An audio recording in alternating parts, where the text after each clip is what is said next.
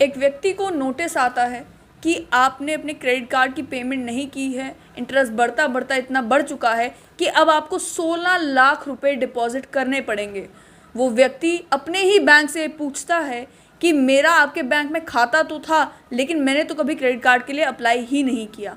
मामला है जम्मू कश्मीर बैंक का और मामला है इसरार खान का। इसरार खान इस समय मेरे साथ हैं। इन्हीं से जानते हैं कि जब इन्हें ये नोटिस आया कि अब आपको 16 लाख रुपए पे करने हैं, जबकि इनका ये कहना है कि मैंने तो कभी क्रेडिट कार्ड के लिए अप्लाई ही नहीं किया, तो अब ये मैनेज कैसे कर रहे हैं? क्या बैंक इनकी सहायता कर रहा है या नहीं? सबसे पहले तो ये जानना चाहूँगी कि आपको पता कैसे चला कि आपको 16 लाख रुपए पे करने हैं? क्या फॉर्मल कोई नोटिस आया, आपको बैंक की तरफ से इंटीमेट किया गया, या आपने खुद ही मालूम करने की कोशिश की कि ये मामला क्या है? मैम, सबसे पहले गुड आफ्टरनून। मैं एक्चुअली बैंक में गया। बैंक में मुझे पीसीएल की ज़रूरत थी। पीसीएल लेने के लिए अप्लाई किया। अप्लाई जब किया तो उन्होंने मेरा सिबिल स्कोर निकाला, क्योंकि आजकल जो भी ये लोन सेंक्शंस होती हैं वो सारी लोनल ऑफिस से, हेड ऑफिस से होती हैं। तो उन्होंने जब मेरा सिंबल निकाल के मुझे बताया कि आपका कोई क्रेडिट कार्ड चल रहा है 2007 से, जिसकी आउटस्टैंडिंग है 16,85,3300, जबकि उस टाइम 2017 में मैंने कोई अपने कार्ड के लिए, क्रेडिट कार्ड के लिए ना अप्लाई किया, ना मैंने फिज़िकली लिया, ना फिज़िकली यूज़ किया। और मुझे ये जब देखा कि मेरे पास इतना अमाउंट मेरे पे हुआ, तो मैं वहीं चक्कर खा के गिर गया, बेहोश हो गया। 2 दिन मुझे हॉस्पिटलाइज रहना पड़ा। और फिर उसके बाद मैंने अप्रोच किया जोनल ऑफिस में, ब्रांच ऑफिस कहने लगा कि आप जोनल ऑफिस में जाएं, वहाँ से आप पता करें कि क्या इशू है। जोनल ऑफिस जम्मू में गया। जोनल ऑफिस वालों ने बोला कि आपका डियर, यहाँ से कोई एटीएम कार्ड इशू, अपना क्रेडिट कार्ड कोई इशू नहीं हुआ है, किसी ब्रांच से यहाँ से इशू नहीं हुआ है, ये श्रीनगर से इशू हुआ है। आप सीधा आप हमारे सेंटर ऑफिस में मेल कीजिए और ये चीज़ें आप कीजिए। जिसके लिए आपसे जानना चाहूँगी कि आपका जो JNK बैंक में अकाउंट था वो आपका जम्मू में था, लेकिन ये क्रेडिट कार्ड जो है वो कश्मीर से इशू हुआ है। वो कश्मीर से इशू हुआ है। और हालांकि मेरा जो अकाउंट है वो जम्मू ब्रांचेस में है। पहले मेरा अकाउंट कैनाल रोड में था, जब मैं GGM साइंस कॉलेज में जॉब करता था। वहाँ उस टाइम ऑनलाइन सर्विसेज नहीं थी। वहाँ से मैं ट्रांसफ़र हुआ CW परेड में, वहाँ लिंक रोड में अकाउंट खोला। उसके बाद मैंने अपना अकाउंट वहाँ से ट्रांसफ़र करके अपने नियर अबाई छन्नी रामा लाया। यहाँ पे मैंने अपने PCL के लिए अप्लाई किया। तब मुझे ये पता चला कि ये सिचुएशन मेरे साथ ये हुई है। मुझे बताएं कि 2007 से, जब से यहाँ पर शो किया जा रहा है कि आपके पास क्रेडिट कार्ड था लेकिन आपके पास था नहीं, तब से लेकर अब 2021 चल रहा है, क्या आपके जो ऑफिशियल नंबर आपका अकाउंट के साथ लिंक्ड होता है, ईमेल अकाउंट के साथ लिंक्ड होती है, उस पर कभी कोई मैसेज आया हो, कभी कोई ईमेल आई हो, कोई ट्रांजैक्शन का मैसेज आया हो, कोई क्रेडिट कार्ड एक्टिवेटेड का मैसेज आया हो?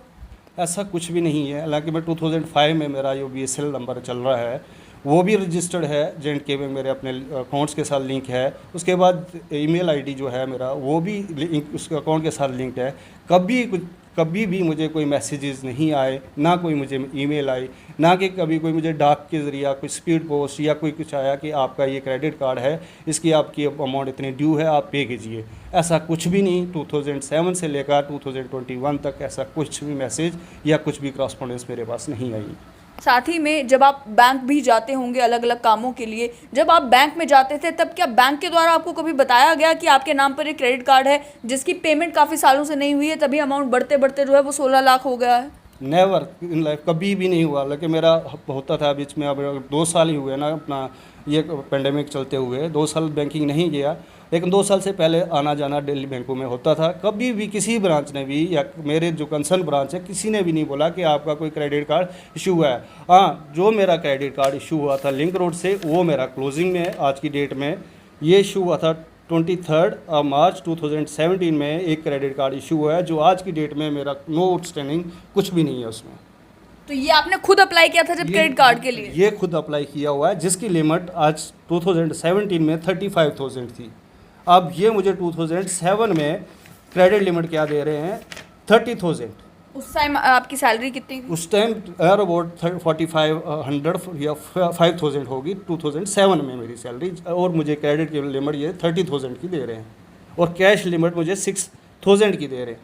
आपसे सुनना चाहूँगी कि जब आपने अपने एक्चुअल में क्रेडिट कार्ड के लिए अप्लाई किया, उस टाइम भी आपको बैंक ने नहीं बताया कि आपके नाम पे तो ऑलरेडी एक क्रेडिट कार्ड चल रहा है जिसकी पेमेंट नहीं हो रही है? नहीं, बिल्कुल नहीं बताया उन्होंने।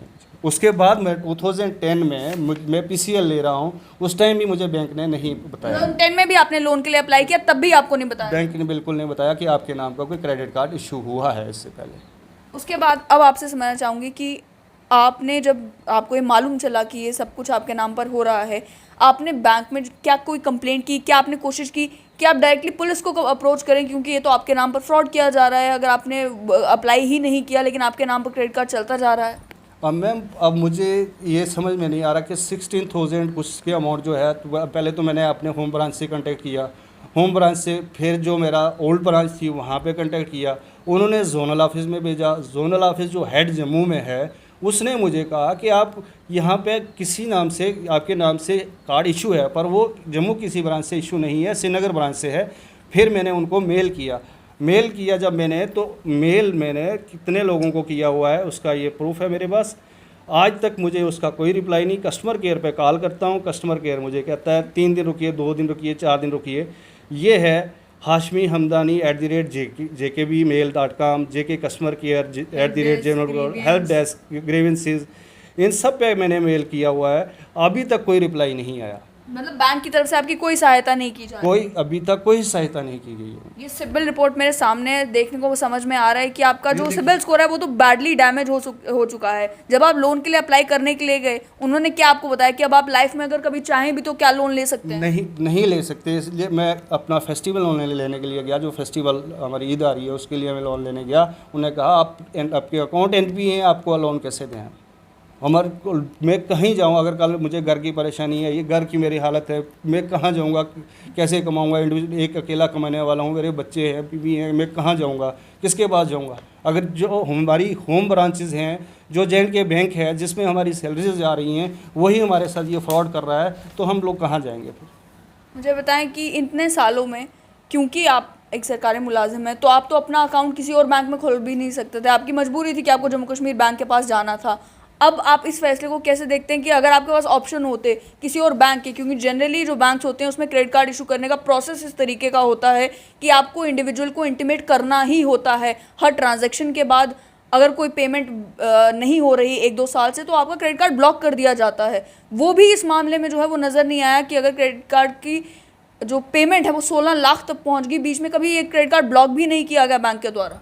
एक इंटरेस्टेड बात है मैम, इन्होंने ना मुझे कोई मैसेजेस किया ना कुछ किया। इन बिटवीन मुझे ये भी पता नहीं कि मेरे अकाउंट से 2014 में 23/4/2014 में 23,500 काटा गया, उसी जो अकाउंट है क्रेडिट कार्ड का, उसके अगेंस्ट काटा गया। वो भी कल ही परसों मुझे पता चला जब मैंने अपनी स्टेटमेंट निकाली। उससे पहले आपको उसके बारे में उस पर मुझे कोई मालूम नहीं कि मेरे अकाउंट से 23,500 रुपया निकाला हुआ है।